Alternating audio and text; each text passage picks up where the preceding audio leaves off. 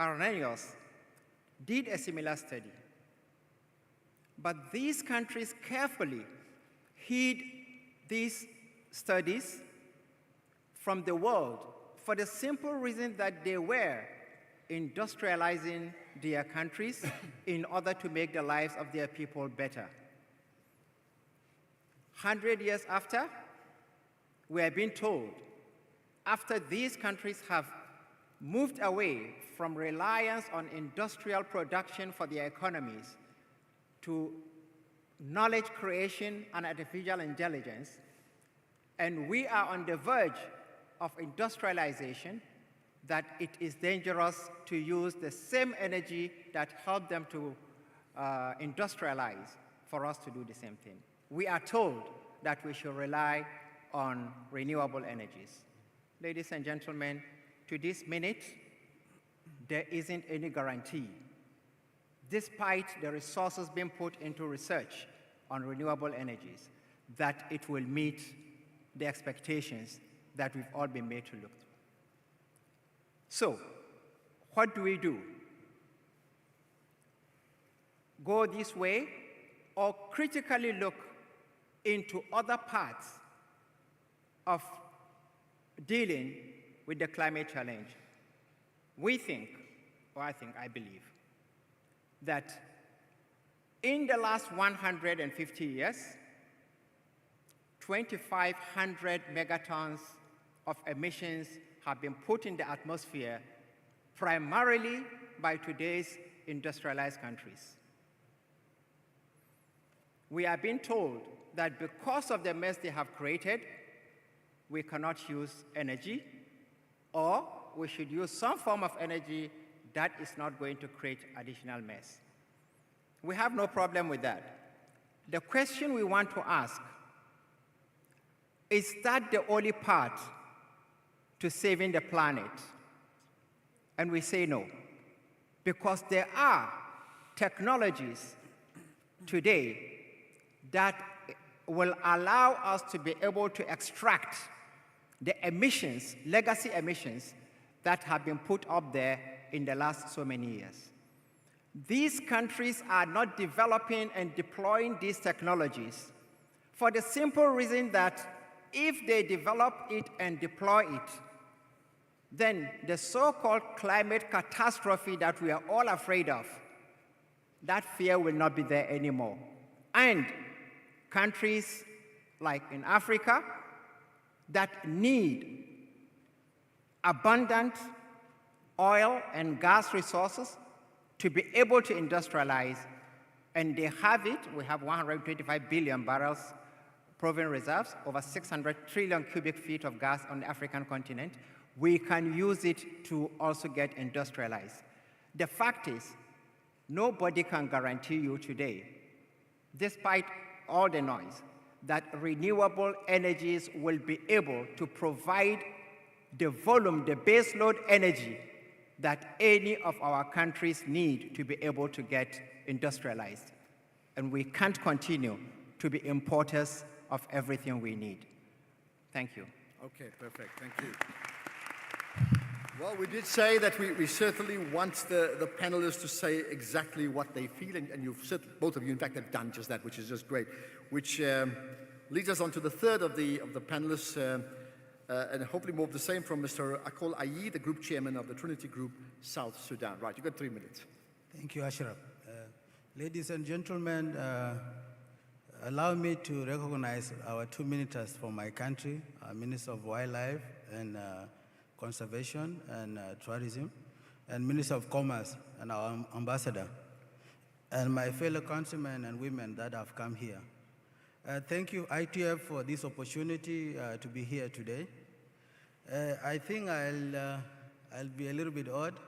I think my country, where I come from, and as we dive into this energy transition, we have to recognize that we must strike between this balance, between the just transition that we are talking about and the need of our people.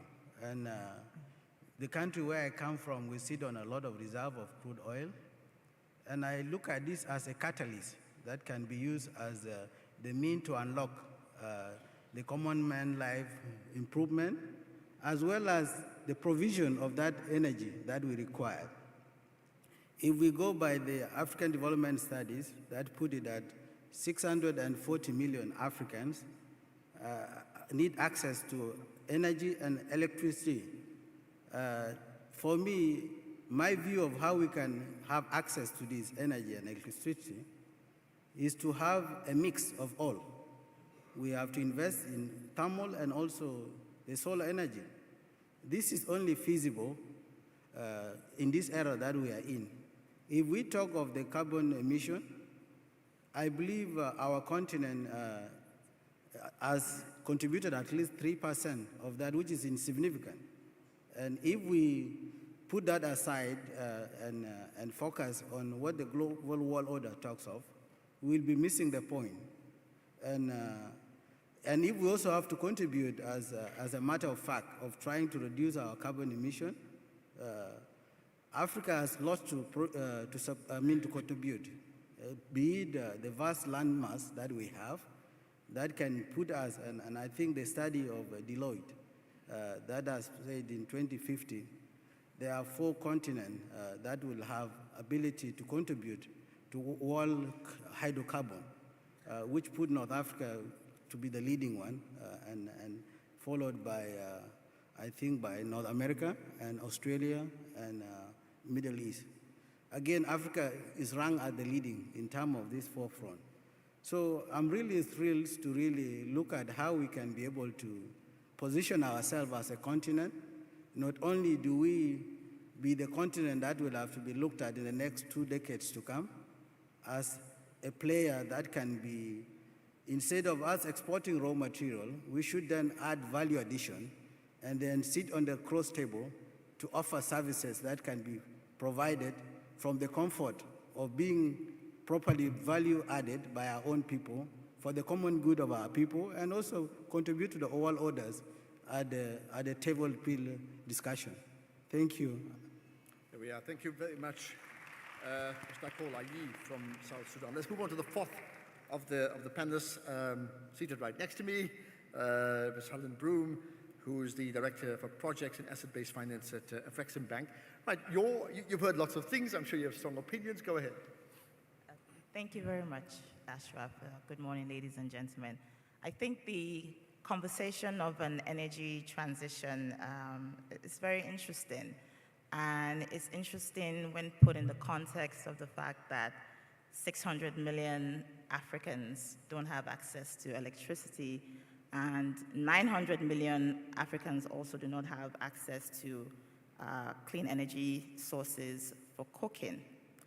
That being said, we believe in the concept of a just energy transition, and this takes into consideration the fact that, number one, Africa only contributes 3% of the global emission, but at the same time, Africa is disproportionately affected by the impact of climate change.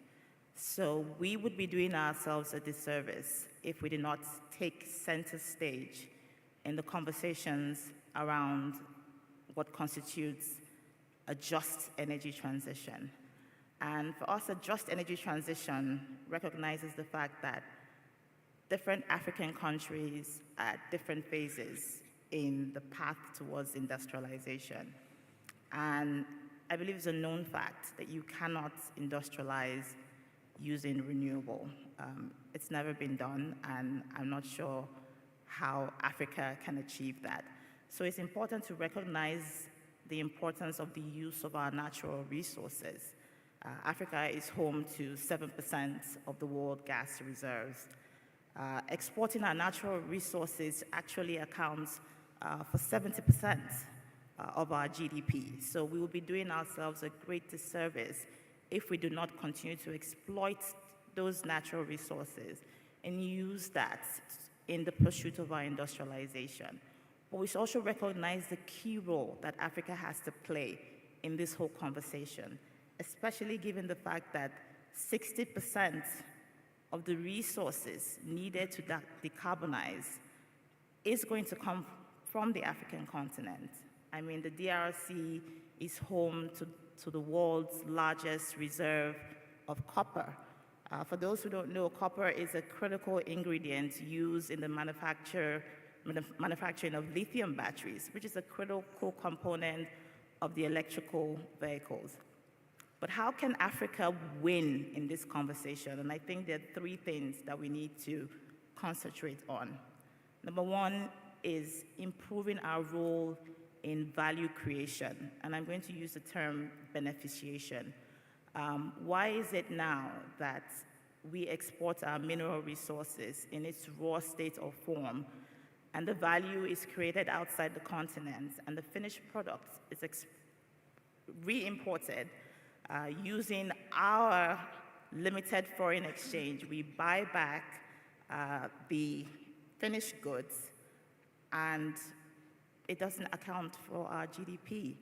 We lose 90% of value by selling those minerals in the raw state. So in that, following that line of thought, we need to focus on improving our local manufacturing capacity. And that's where the AFCFTA is going to play a very key role. The AFCFTA, if implemented correctly, can unlock $500 billion worth of incremental revenues. It's expected to lift an additional 18 million Africans out of poverty. So that's the conversation we need to be having. That's the narrative we need to be pushing. The third thing we need to be looking at is how do we develop our local workforce? I mean, Africa is home to the youngest population on the planet. The average age is 18 years old. That is a vibrant workforce that can be deployed. But the question is, how do we skill them? How do we skill them with the necessary tools and resources that makes them relevant for the future that we're aspiring to?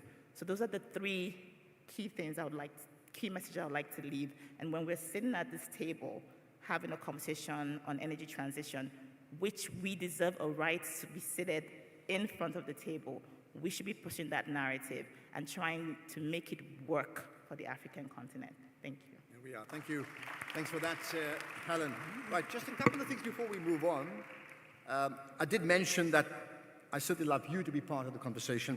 Now, whereas we can't take questions from the audience, what you can do and engage with us is through social media. So do use that hashtag IATF2023, and then obviously tag IATF, but also you can tag every one of us on all the relevant social media platforms. I will certainly follow you on that, and use that to give comment, use that to ask questions, agree, don't agree, use that.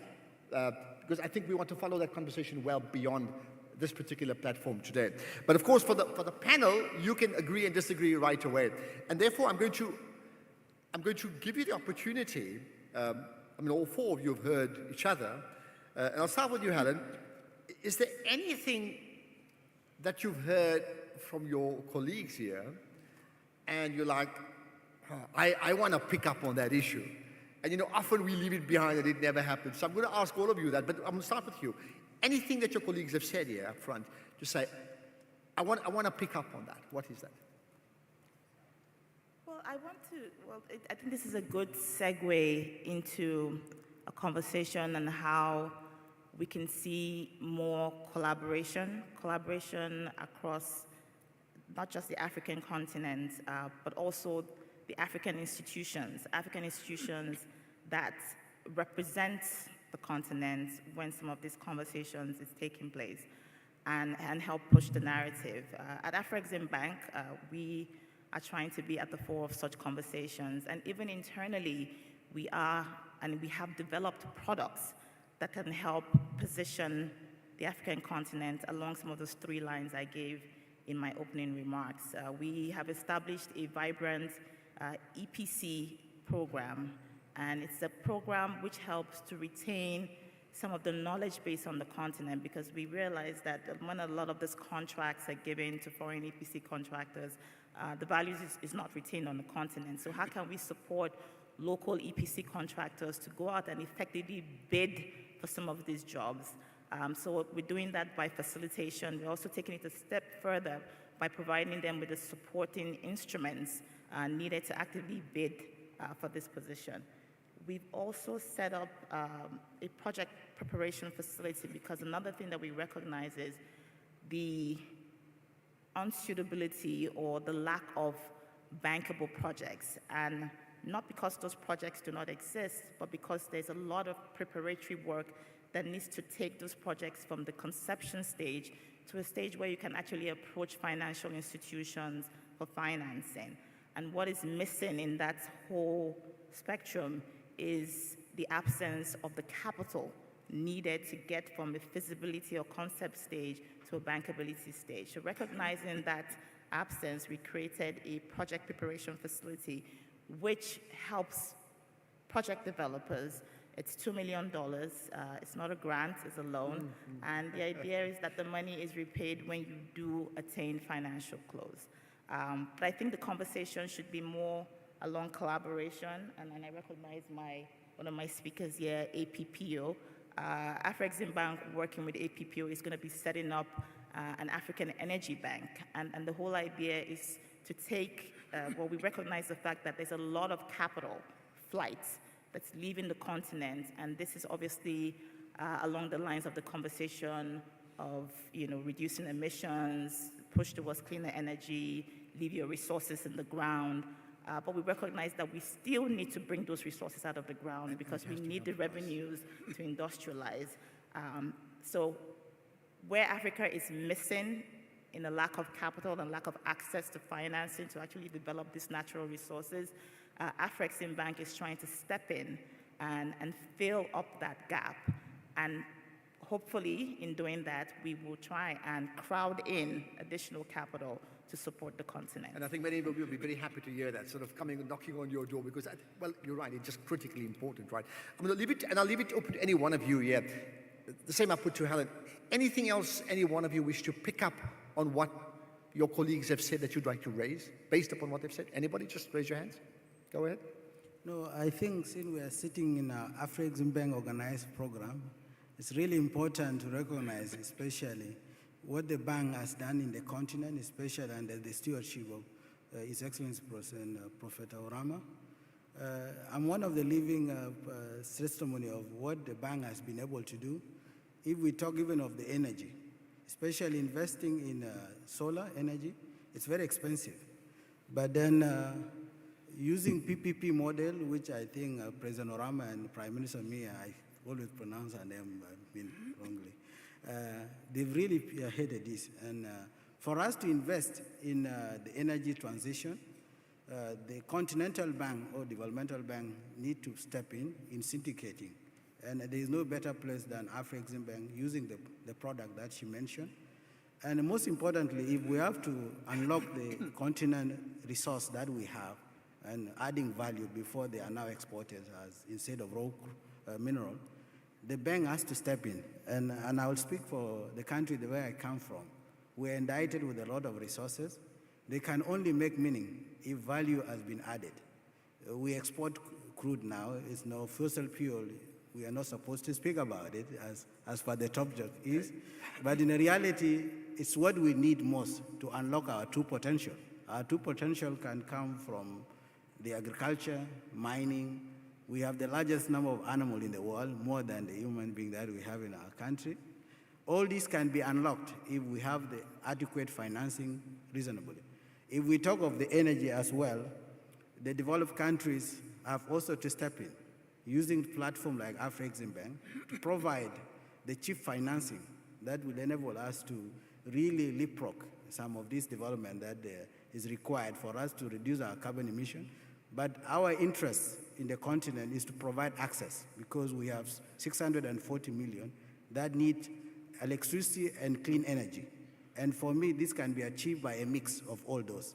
And really, I would like to thank Afrexim Bank for spearheading this, because what we lack is the capital. We have the raw material. Call it from what we have, the lithium and cobalt and the like. They are all in Congo. We are in Congo Belt. Everything that is in Congo is South Sudan. What we need is capital to unlock that for the common good of everyone. So thank you, the bank, for all this noble job.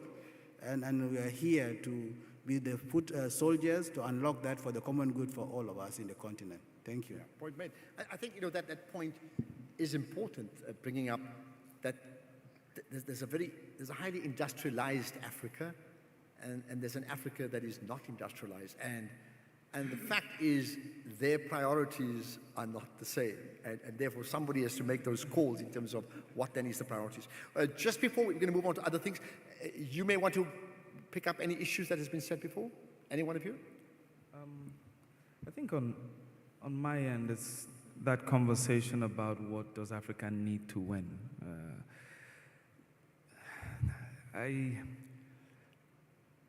There's so many elephants in the room, and I find us focused on theoretical frameworks that work in a perfect world. We talk about collaboration, and as we speak today, we haven't dealt with the issue of intra-Africa travel for tourism, not even business, right? We have an ecosystem that really penalizes excellence. And these are some of the fundamental things. To challenge the current tide that's against us, we have to look within. I think a lot of these ideas are certainly great and they will move us forward. But the most critical component for me is, how do you build an Africa that understands that everything it needs is within itself, starting from our government and the policies. The AXFA is before us today. If as governments we can come together and throw our weight behind it, we would accelerate it to a point where Africa, speaking with one voice, becomes a powerful bloc to be reckoned with across the world.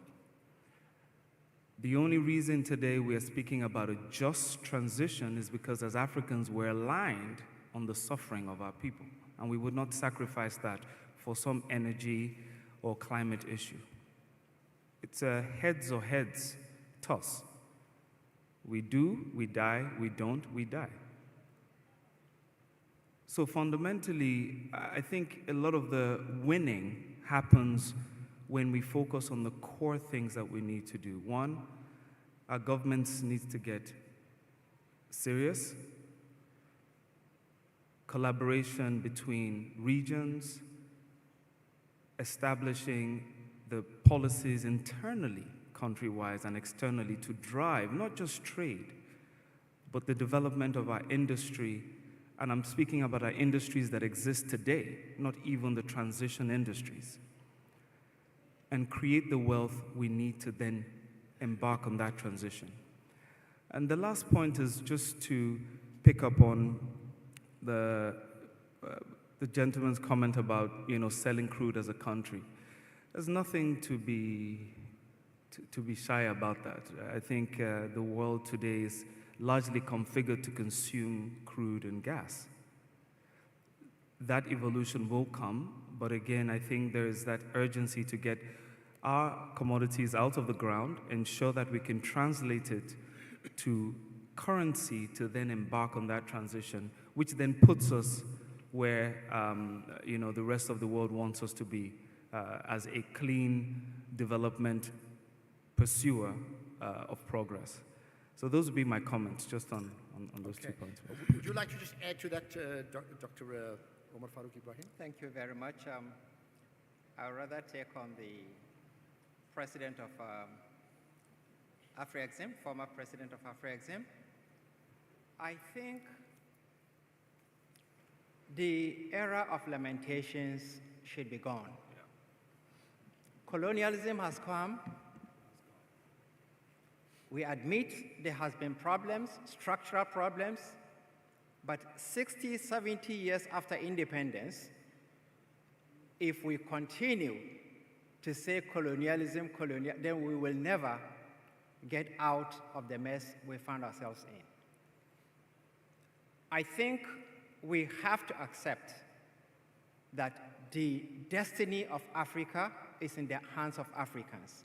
And the earlier we began to look inwards, like my colleague here said, for the solutions to the challenges confronting us on our continent, the better.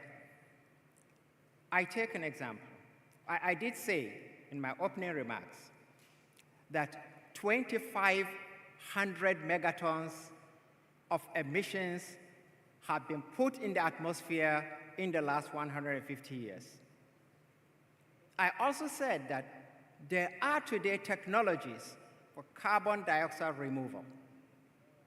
All we should be asking, in my opinion, is that the countries that created this mess and have the capacity through technology to further develop these technologies and deploy them to remove these emissions, should remove only 20%, which is 500 megatons. When they remove 500 megatons, it will give us in Africa the opportunity to use the same fuel energies that they use to industrialize. We will use it to get industrialized in the next 50, 75 years. And what we will emit will not be up to the 500 megatons that they have removed. But nobody is talking about that. African leaders will rather go and ask for just energy transition, and the world will tell them, okay, we'll give you a climate fund, mitigation, adaptation, and since since Sharm el-Sheikh, we now have this thing about, no, not institution, loss and damage. For God's sake, these monies are not going to materialize. Why are we deceiving ourselves? If these guys are going to use that money, take your money, further develop these technologies, deploy them, and give us the opportunity to also use the same energy that helped you to get to where you are today, so that we can also develop. But we have this mentality that, no, let's ask them, out of 100 billion, if we get 100 million or 50 million, it will be good for our country. For how long are we going to continue to be begging? I think it's a very, very wrong strategy. And in this respect, let me say it, in Apple, we don't believe in just theorizing. We conducted a study 2 years ago on the future of the oil and gas industry in Africa in the light of the energy transition. And we identified 3 main challenges. The first is funding, because for the 75 years that Africa has been producing oil and gas, we have been heavily dependent, almost exclusively dependent on foreign financing, IOCs, international service companies, international financial institutions. Now that these funding agencies have decided to move away from us, and with all the resources that we have, we are unable to fund our oil and gas projects. The second challenge is technology and expertise. Again, there isn't today on the African continent what you really say is a world-class research, development, and innovation institution for oil and gas. All of these are outside of the African continent. Yet, we produce 7 million barrels a day. We have over 600 trillion cubic feet of gas, over 125 billion barrels of oil. At the same time, of all the continents in the world, Africa has the largest proportion of its people living in energy poverty. Let me recognize Professor Orama really for your support, for your vision for Africa, because on the financial challenge, currently we are working with the Afri-Exim Bank to establish what my sister here mentioned, the Africa Energy Bank. Okay. Can I just put there? There's so much that comes up around those issues. You know, you use the word a lot of times like us and them and we and they, and I mean, we can have a 1 hour, 2 hour conversation on that alone, right? Which I think is fascinating. But Helen Pruma, if I can bring you in here in terms of your role as a bank that's positioned around, you know, import and export. So you're very much at the threshold of the funding issue that you spoke about, right? But here's the thought. when your bank advises development, right? We've already made the point that Africa is, compared to others, de-industrialized, and yet is being asked to make the changes around just transition as the same as the others. And then you have an example about the war in the Ukraine, and the Europeans very, very quickly backtrack on what they're asking Africa to do. So in terms of enabling projects, right, how much of a moral issue comes into that in terms of, we must understand big picture, small picture, and how does it play out? I think it's important to understand that the whole concept of decarbonization cannot be achieved with commercial debt. And we say that recognizing the fact that, pick a number, half of African countries are experiencing some level of debt distress. And that's obviously with everything that's going on in the global economy. But even just shaping the narrative and the conversation, Africa is home to the world's largest carbon sink reserves, right? Between the DRC, Congo, and Liberia and Sierra Leone.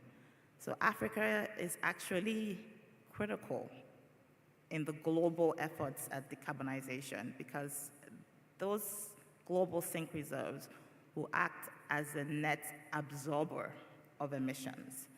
That is a resource, that is a tool that should feature very prominently in the conversations that we're having. The conversation should not be about borrowing money at unsustainable interest rates from the foreign world to decarbonize. We at Afreximbank have even undertaken a study on decarbonization, and we're still reviewing the preliminary results, but what is very apparent is that if we embark on a decarbonization path and ignore all of the other salient points that I've talked about, the role the AFCFTA is going to play, how we're going to leverage our natural resources, it will result in a negative GDP for the entire continent. That's so important. So it's very apparent that while we cannot be left out in the decarbonization conversation because, again, Africa is disproportionately affected by the effect of emissions, we should be negotiating from a position of strength. And we should be saying, we have these resources, we can actually aid the global economy in decarbonization.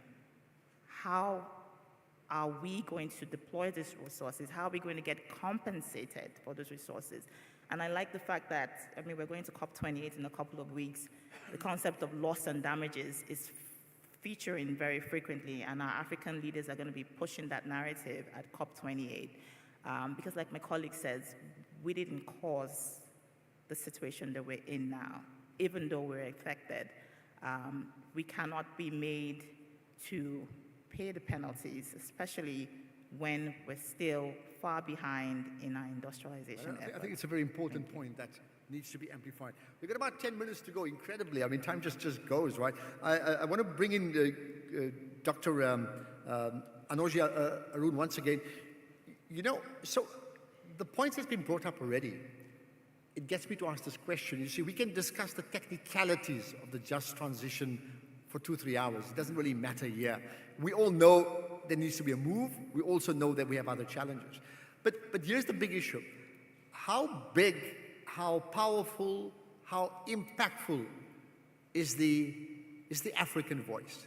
At forums like this, at other forums, there's a COP coming up again soon, whether it's the United Nations, on these type of issues, just how big is the African voice? And perhaps as you answer that, if the answer is not big enough, and you can answer that, then how then do we assert ourselves so that our voices can be heard and acted upon? Thanks for that. That's a very great question. I think when you look at, I have this joke, I say with my friends that we were colonized because the settlers realized that where they had settled was not as vibrant and as prosperous as where we were, which was why they came over. But the reality is, Africa is the transition. You don't transition without Africa. I'm speaking about the entire world. We don't transition without Africa. That is the size of our voice. The question is, potential has never gotten anybody anywhere. We have to act. And in action, I want to again come to the president of the Afro-Exim Bank, Professor Rama, who looks at the world, zooms into Africa, and when the bank engages on anything in Africa, the notion is not solely about bankability. Is this good for us? It may not be profitable in the near term. It may need development infrastructure. It may need people. You heard of the phrase, build it and they will come. And taking that approach to the continent means that you develop capacity that is required. And on the back of that capacity, you industrialize and you build the rest of what you require. Now, unfortunately, you can't do that in a hurry. So we need very more Afro-Exim banks to be alive and to sustain and to continue to support. But when we speak about the voice of Africa,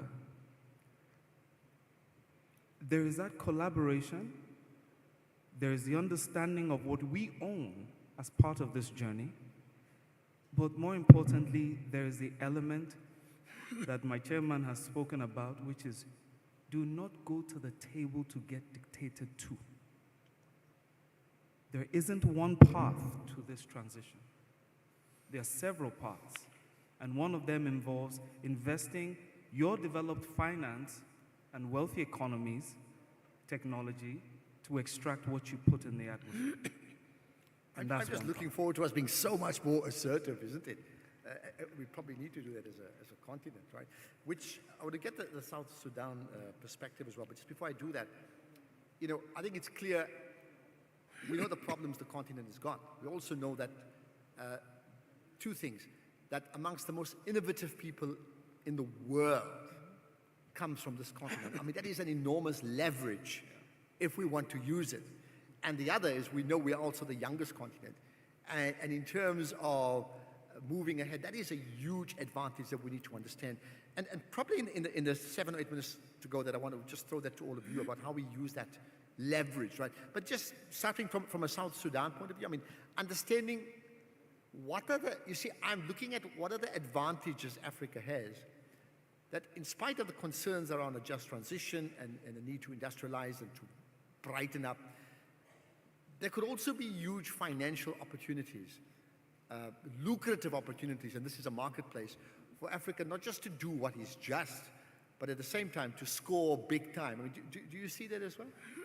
Yeah, I think we have great opportunities in the continent, as you said, starting with the rare minerals that are sitting in DRC, and which are a critical component in some of these technologies that will be required in the next decades to come.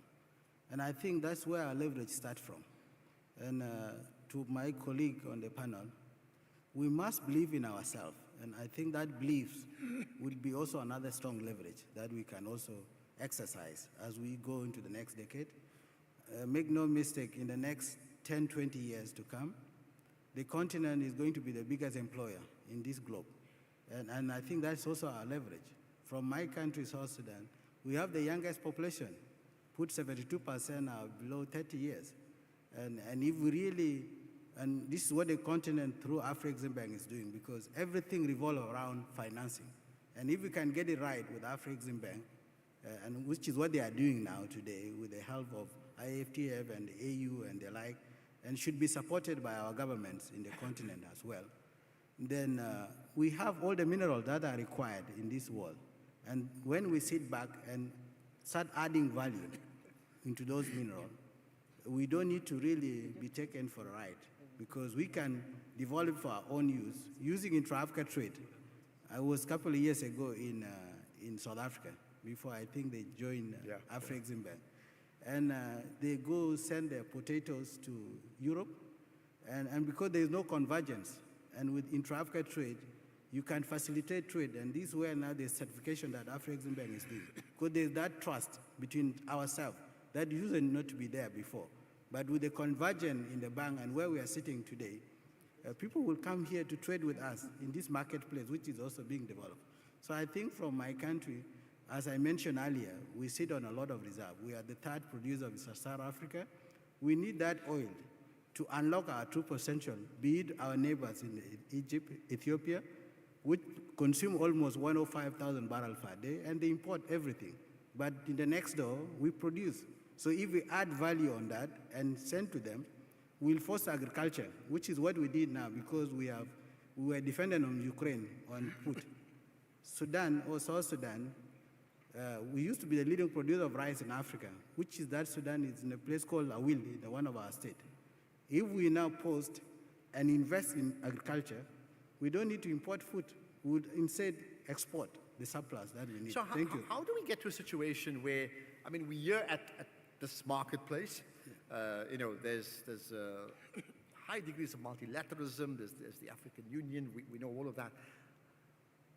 We talk about collaboration. I mean, every one of us talks about it. Not just on this platform. When we go out, we're going to talk about the same thing.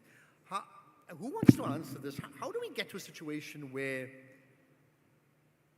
when we talk about imposing a just transition, how does the countries that make up Africa, above 50 countries, how do we impose collaboration for the greater good? I mean, who wants to? And I use the key word is not collaboration, but impose collaboration within the nations of Africa. Who wants to raise that? Yeah? Sorry. Okay. All right, go first. We'll get to Helen in a sec. Yeah. If I understand the question properly, is imposing the just transition on? Well, impose collaboration. I mean, Right. just transition is one, but the point of collaboration as a continent. I think it's an idea that would benefit the continent. I think what we need to take into cognizance is the varied development paths of the countries on the continent. Imposing in a collective rarely works. You would need a body that really at least is seen as a beacon of light for the continent. And I think right now we still have some inherent challenges that will make that quite difficult. But if it were possible, would it accelerate development? Certainly. I mean, we're seeing situations where countries that are sitting next to each other are pretty much expending the same amount of capital on pre-feasibility studies for the same just transition ambition. We're looking at wind at the moment.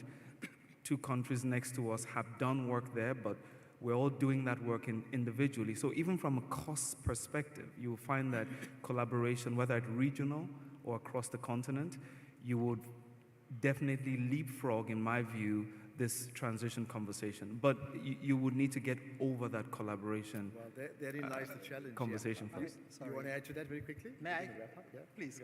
All right. Well, Let- can I come to you in just a second? You can go first, Helen. Sorry. Just 1 sec. You can go ahead. Yeah.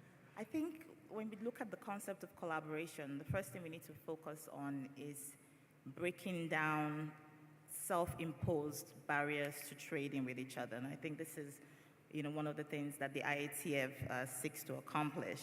It costs more to transport goods from Nigeria to, say, Burkina Faso than it costs to bring those same goods from China.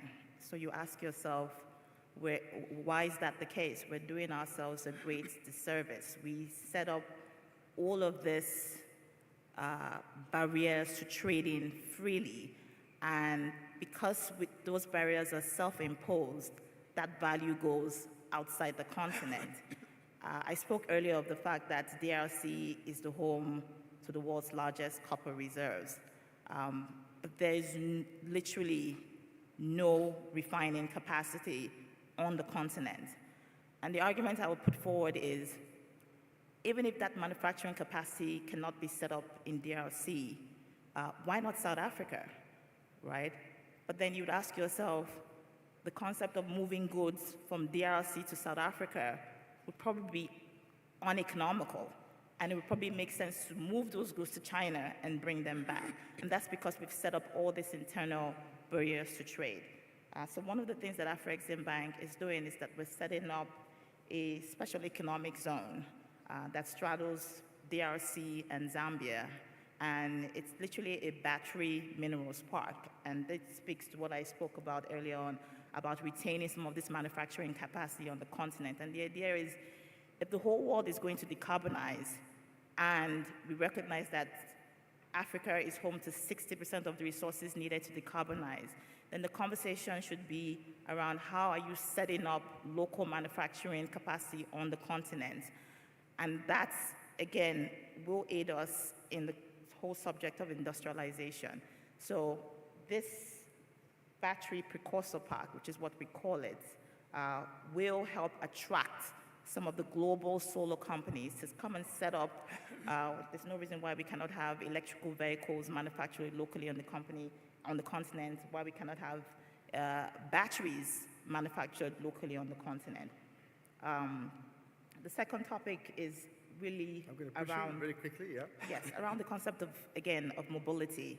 And again, studies have shown that shipping is one of the largest contributors to emissions. So again, if ships have to leave the continent and come back, if we can cut out that movement, then we're already eradicating some of We're almost going to wrap up. emissions. Dr. Ibrahim, if you could just answer that as well. I know you wanted to say something in about a minute, please. Did you want to add to that? What was the question? No, I thought in terms of what we were talking about, the issue of collaboration and imposing, did you want to add to that? If not, we'll move on. I wanted to come back to the issue of just energy transition. I think when we go to discussions at the global fora, Africa doesn't seem at any time to prepare before it goes to these meetings. And most of the time, our issues are defined as financial or money matters. You ask for just energy transition, and it is defined as, okay, we'll give you more funds for loss, for damage, for mitigation, for adaptation, etc. Like I said, if we are talking about just energy transition, what I thought we were going to sit down to tell those who created this mess is that, please, as you force us to produce our NDCs and commitments, we are also asking you that in the next 50 years, commit to removing 50, or just 20% of what you have put in there so that we can also be able to get industrialized. Absolutely. For whatever reason, we don't do that. We are ready, waiting to be given some pittance, which don't even come. And when these countries give us this money, it's like they are doing us a big favor. But if you ask them to clean up their mess, they will know they are not doing you a favor. Okay. That's where we're almost going to wrap up, like almost.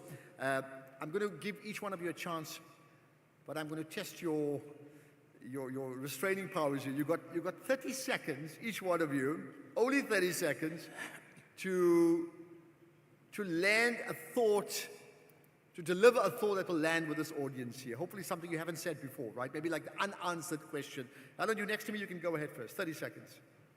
Okay. I think the parting words I'll just leave is Africa, again, we're home to the largest resources. We're home to the most vibrant working force of skilled and unskilled labor. And we need to harness those resources. We need to look inwards and see how those resources can be brought forward. In terms of pursuing a just energy transition, we believe in a dual pronged approach. We need to still bring out our natural resources because we need those revenues to pursue our industrialization. At the same time, we recognize that we need to also be part of the conversation around decarbonization, but also recognizing that we would do it at a slower pace because our focus really now is to industrialize the I continent. think it's a very, very good point. Thank you for that. Right, your 30 seconds starts now. Okay, I think in the continent we need to use all the untapped resource that we have to create an impact to the common man of our continent, and also foster this just transition in the comfort of our zone, creating opportunities, employment, removing us from poverty, and also creating wealth using the available resource. Thank you. Well, there we are. Thank you. Right, Chair. Let's get to the third of the four panelists. 30 seconds. To us on the African continent, the challenges of energy transition are essentially existential challenges. It's a matter of life and death for hundreds of millions of Africans who do not have access to electricity at all. To the developed world, the challenges are just a matter of comfort. It is whether they have air conditioner 24 hours or not. It's just a matter of comfort to them. To us, it's a matter of life and death.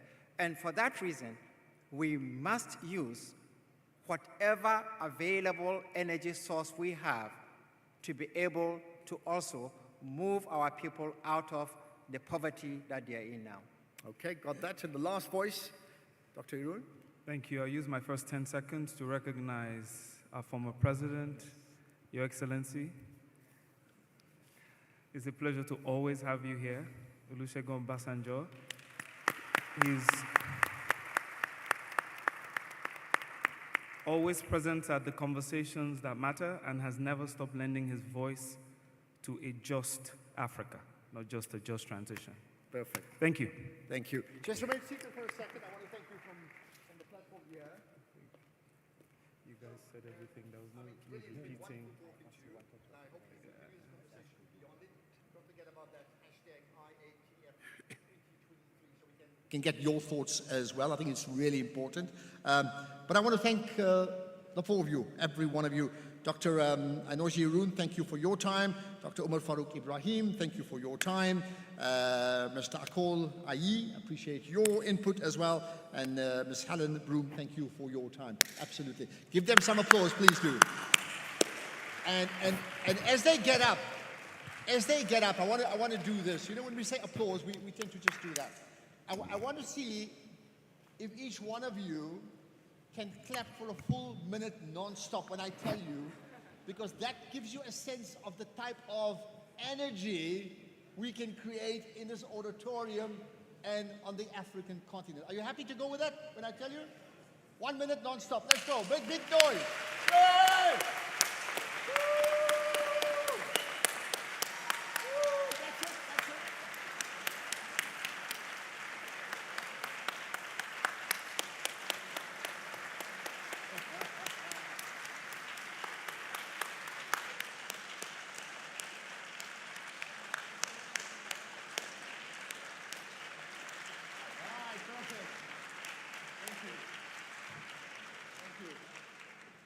You see the bottom line of all of this, and I speak often about this. We say champion people, champion nation.